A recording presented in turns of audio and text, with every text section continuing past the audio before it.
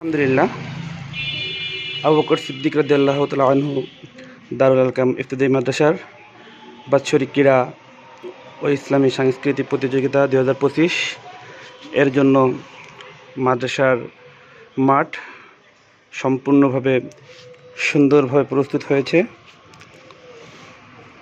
আলহামদুলিল্লাহ, প্রথম দিনের খেলা সুন্দরভাবে সম্পূর্ণ হয়েছে। 3 দিনব্যাপী এই স্পোর্টসের আনন্দ ছড়িয়ে যাক সবার মাঝে।